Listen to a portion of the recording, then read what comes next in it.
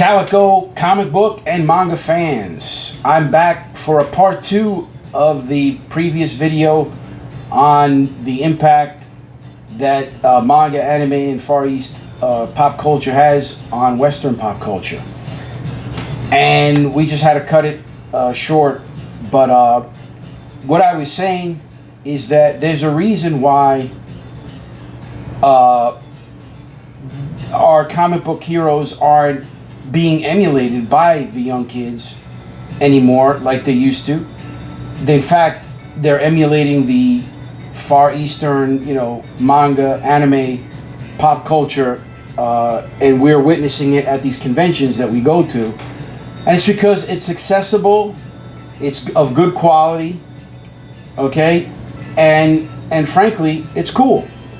Comics aren't cool anymore to these kids, okay? These kids that are 12, 13, 14, 15, etc., they don't see what's cool with Spider-Man, okay? I think the Miles Morales character has a great opportunity to be something very cool, okay? But they just don't do enough of it, okay? And by what I mean I mean Marvel, of course, and don't do enough of it. By that I mean I've only heard of this character in movies, right? I don't know if a video game has been done. Perhaps it has by now, but not enough of them, right? And does the Miles Morales character have a cartoon? That should be on. There should be a Miles Morales cartoon every day on whatever channel, on a popular channel, or one of the popular streaming services. Put them right up against the anime, where the anime are, right? At Netflix and some of these other channels that the kids are consuming the content, Disney, etc. All right, we just don't have enough of it for these kids that are coming up, and this is why you have what you have: accessibility, quality, and content. Okay, that Miles Morales character should be on not only movies but also video games, many cartoons, on a steady, consistent cartoon with many seasons, and not just Miles Morales, but the actual, Peter Parker, Spider-Man, Batman, just like it was back in the day. But as I was saying in the previous video, the big two have, for whatever reason, decided to not abandon, but create a drought, both creatively and financially, in these endeavors, in these projects. Okay, and frankly, it's showing as a result. The kids don't, zoom around the apartment with one arm like this, I'm Superman kind of thing, like we used to do as kids, or doing this with their hands in school, like Spider-Man. Those are things that we would all do as kids because we love those characters, or even like going snick, snick, snick, snick, with the claws like Wolverine, snick, snick, right? These are all things that I remember playing as kids that we would emulate and we would love as kids doing. Those kids don't even know. I guarantee as kids right now that don't even know who Wolverine is. Do you understand how crazy that is? All right, that's just nuts. And of course, probably the older kids do, but maybe these kids, 9, 10 who don't even know who Wolverine is.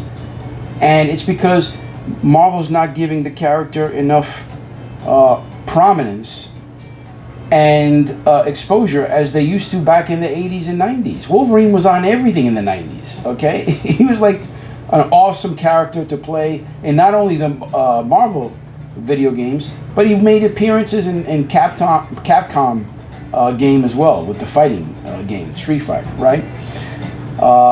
Video games, cartoons, movies. Now, of course, those came in the 90s. I'm sorry, in the 2000s with Wolverine. Not in the 90s, but you see where I'm going with this, okay? Think about that for a second. Hold that thought, right? So, Wolverine was not in movies in the 90s. Yet, he was all over the place. And there was more exposure and more interest from the public for this character by the younger generation. Meanwhile, now he's in the movies, and there's less interaction and inspiration from young kids for this character Wolverine. Isn't that crazy? So the character hits the big screen now, and now there's less interest in the character by the younger generation. Well, I guarantee you, if they coupled that with ongoing cartoons, ongoing video games, ongoing immersions, exposure, comics in movie theaters, wherever you can get comics that you could back then, right? It's distribution. The distribution is non-existent. And I think there needs to be a collective understanding now by the big two that this idea of going to the big screen, yeah, it was great to make those executives money. But in terms of the brands of these characters, just think about the amount of characters that Marvel and DC has. Okay, these are wonderful plants that they had already grown to a very nice, luscious, forest-sized, batches back in the 80s, 90s. And then they've withered away into nothingness in the 2000s. Think about that. After they've made the move to the big screen, all right, and dehydrating all of these characters' exposure in other genre. It's crazy, unbelievable. Well, folks, it's painful. It really is. As someone who grew up with comics, like a lot of you in the audience, I feel your pain, but I wanted to share the video, this topic, because again, we're seeing this on the road. We're seeing kids running around and doing anime behaviors and adopting Far Eastern mannerisms and whatnot. And I wanted to make that correlation with hip hop because I did witness it growing up in the Bronx. I saw kids who did not grow up, in the South Bronx, acting like people from the South Bronx, and with hip hop stylings and maneuvers and mannerisms, etc. I'm seeing the same exact thing in Western culture. And it's all races and cultures and creeds of kids that are doing this, by the way. All right? So it's really something. It really is something to see. Having had that experience before, growing up in the Bronx. And again, going to these shows weekend to weekend, month to month, year to year, and seeing what we're seeing. I think we made an excellent decision to take our comic book into manga format because it has allowed us to tap into that excitement and enthusiasm for the Far Eastern character format, the manga. And hopefully, truth be told, one day we certainly hope to have the Calico appear in an anime. That would be great. So that's something that we would like to do. But the bottom line is, we're a tiny little company that has obviously a very noble mission, which is fighting animal abuse through comics and manga. And we're doing it, as I mentioned before, because we also want to expand the reach of the audience. The Calico is a very intense character. We always say very clearly, this is not for young kids. And this is why we rate it M for mature in the comic books and T16 in the manga. We do curb the violence a bit in the manga for that reason. But we also introduce a new character in the manga, which really isn't a new character. It's just Hector in a younger version. And that's the Green-Eyed Bandito. And that story and series of stories is rated T13. And that's the reason we're doing it, because we want to take that message of fighting animal cruelty to the younger generation as well. I think the younger you can address these social topics with people, the more pronounced the effect can be. And we always say this: pop culture has a direct impact on real culture. Real culture is a social scientific term. It basically means the active culture in any given region at any given time. Case in point would be Mary Tyler Moore show for women, Will and Grace for people in the LGBT community, etc., etc. These are individuals and/or social ills that were happening on a regular basis, a lot of discrimination, etc., that were helped by the creation of art and pop culture.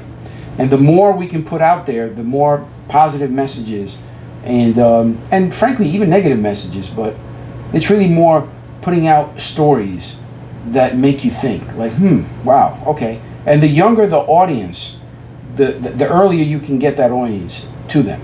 All right, so it's our responsibility to make sure we put a show out that is a really good one, and and that's entertaining. As many of you know, I've been mentored by one of the legends in comics, and that's Mike Barron. And he impressed upon me the importance of entertaining when you're writing. Okay, you need to entertain, you need to be original, and you need to show and not tell. Okay, and really the order is entertain, number one, show, don't tell, and 3, be original. Okay, that's the order that I'm digesting this information in. Of course, the Calico is extremely original. There's nothing like the Calico out there, a guy who's going out and just eviscerating people who abuse and kill animals in a very intense way, certainly. So we got the unique there.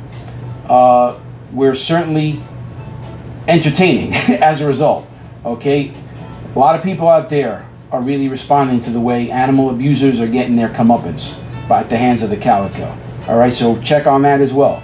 And then a show, don't tell, that's a work in progress. Okay, as a storyteller, it's my responsibility, along with our interior artists, to make sure that we deliver a story that really hits home the message that we're trying to put out there without being too wordy. Okay, and of course that's more so my responsibility, right? So it's a work in progress, and we're working really hard at it, and that's ultimately our goal.